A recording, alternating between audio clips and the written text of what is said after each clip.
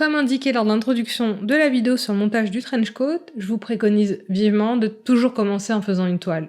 C'est d'autant plus important parce qu'ici, on a des manches raglan, et je me suis bien vite rendu compte pendant la phase de test qu'en fonction de sa morphologie ou de sa posture, notamment si vous avez les épaules plus arrondies, vous aurez forcément besoin de faire un ajustement.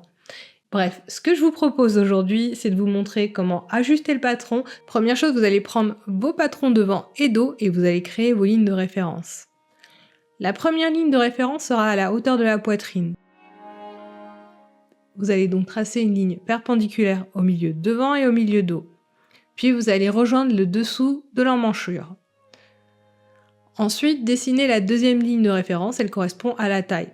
Donc la taille est déjà indiquée sur le patron, vous avez juste à tracer au niveau des encoches de taille.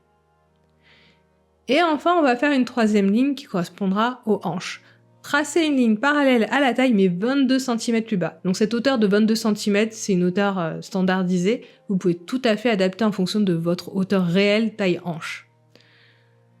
Ensuite, vous allez couper votre toile. Et alors, il n'est pas nécessaire de couper toute la longueur du trench à ce stade. Vous pouvez tout à fait vous arrêter à la hauteur des hanches. Ça me fera économiser un peu de tissu pour cette première toile. Et j'en profite pour vous indiquer que pour tout ce qui va être ourlet, je vais pas les intégrer. C'est-à-dire que, par exemple, pour la manche, je vais m'arrêter à la pliure de l'ourlet. Comme ça me permettra de justement me rendre compte quelle est la longueur de la manche, comment elle tombe sur mon poignet.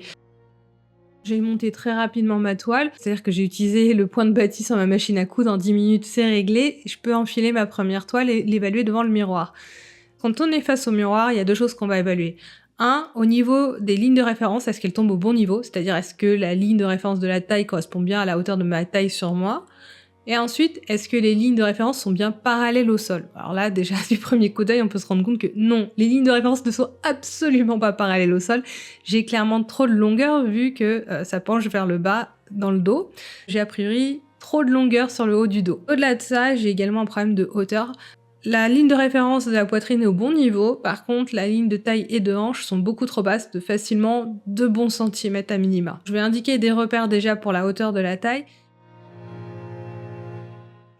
Donc maintenant qu'on s'est occupé des hauteurs, on va s'occuper du dos. Deux possibilités, soit vous êtes équipé comme moi d'un mannequin que vous avez adapté à votre silhouette, ou sinon vous disposez d'une deuxième paire de mains qui va s'occuper de faire les ajustements pendant que vous porterez le trench. Vous allez venir remonter le tissu au niveau du dos, sur le haut du dos, jusqu'à que vos lignes de référence soient parallèles au sol. Une fois que vous êtes au bon niveau, vous allez venir pincer le tissu au niveau du milieu dos, et vous allez donc faire une pince qui part donc du milieu dos jusqu'à sur les épaules. L'idée c'est de venir épouser l'arrondi du haut des épaules et du dos. Donc vous allez épingler tout le long, et une fois que c'est fait, vous allez venir pointer tout le contour de cette pince. Après avoir pointé tout le contour de la pince, vous pouvez directement mesurer. Dans mon cas en général, je préfère plutôt enlever le trench du mannequin, désépingler et mesurer quand c'est bien à plat pour pas me tromper. Donc on va mesurer la hauteur entre l'encolure et le haut de la pince, la largeur de la pince, la longueur de la pince, et on va venir également mesurer la distance sur la manche raglan côté dos pour savoir où se positionne la pince par rapport à la manche quand on va venir faire les modifications sur le patron manche par la suite.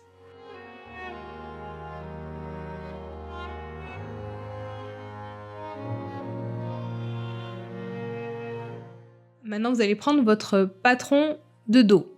On va reporter la pince, donc la hauteur par rapport à l'encolure, vous le positionnez et vous appliquez également la largeur de votre pince.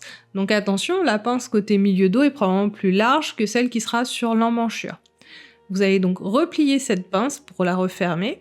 Maintenant, votre patron a la bonne longueur, par contre, votre milieu dos n'est plus très droit. C'est pas un souci, vous retracez votre ligne pour que ce soit bien droit.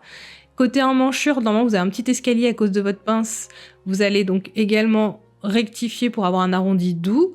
Ça doit être quelque chose de 1 ou 2 mm, vous inquiétez pas. Ça n'a pas d'impact sur la couture parce que pour rappel, la couture de l'emmanchure raglan, que ce soit côté dos ou côté manche, des deux côtés on a fait la pince. Donc ce que vous enlevez dans le dos, vous l'enlevez également par la suite sur la manche.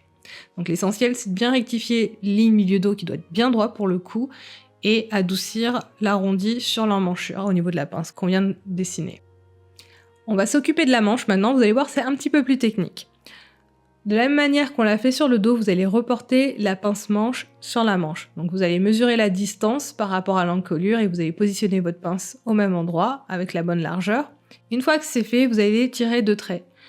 Un depuis la pince qui se trouve dans la tête de manche et une autre depuis la pince qui se trouve au niveau du coude. Ces deux lignes doivent se rejoindre. Vous allez ensuite découper ces 2 lignes, mais vous n'allez pas aller jusqu'au bout. Il faut que vous conserviez un point de pivot pour pouvoir refermer la pince qui se trouve dans la couture de manche. Donc refermez la couture et automatiquement, maintenant, on vient de régler notre problème de surplus de tissu au niveau du haut du dos.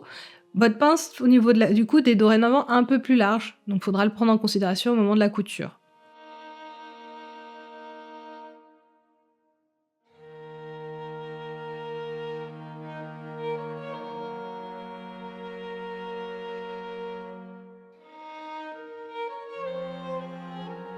Il nous reste une dernière étape pour pouvoir passer à la toile, c'est modifier les hauteurs. Pour rappel, hein, quand j'ai fait ma première analyse, on s'est rendu compte que la hauteur de la taille était pas bonne, il fallait la remonter d'au moins 2 cm. Donc j'ai tracé une ligne 2 cm au-dessus de la taille de référence, et ensuite j'ai plié au niveau de la taille de référence et je l'ai remonté jusqu'à rejoindre la fameuse ligne que je venais de dessiner. J'ai scotché, j'ai fait la même chose sur le dos. Il vous reste plus qu'à monter une nouvelle toile pour confirmer que tout est correctement fait. Une fois que vous avez fait vos ajustements, vous remontez une deuxième toile, ça va de soi, pour vérifier que vos ajustements sont corrects. Ce qui est essentiel, c'est de vérifier ici, cette couture-là, la manche raglante dans le dos. C'est là où on a fait la plus grosse modification. On va s'assurer que cette couture, elle est bien lisse, c'est-à-dire qu'elle se plaque correctement le long de la courbure de vos omoplates, et qu'il n'y a surtout pas de bec qui se forme. Si vous voyez le moindre bec, ça veut simplement dire que la ligne de couture qu'on a corrigée tout à l'heure, c'est encore trop abrupt. Il faut donc adoucir la courbure. Vous repérez à quel endroit se trouve le bec, vous mettez une épingle de part et d'autre, et vous allez reporter la distance sur votre patron, et des deux côtés, côté dos et côté manche, vous allez donc adoucir la courbure à l'endroit où vous aurez mis donc vos 2 épingles sur votre patron. Une fois que vous êtes satisfaite de votre dernière toile, il ne faut pas oublier que vous devez reporter ces modifications également sur la doublure. Parce qu'à ce stade, on a seulement corrigé la coque extérieure du dos et de la manche, mais on a également des pièces pour les doublures. Pour rappel, on a 2 parmentures pour la manche et pour le dos, et on a également 2 doublures pour le dos et les manches. Vous allez donc faire chevaucher la parmenture avec sa doublure en faisant bien attention à bien les chevaucher parce qu'on a quand même une marge de couture de 1,5 cm, n'oubliez pas. Et vous allez ensuite plaquer la coque extérieure par-dessus et vous décalquez le contour. Et ça y est, vos doublures sont également modifiées.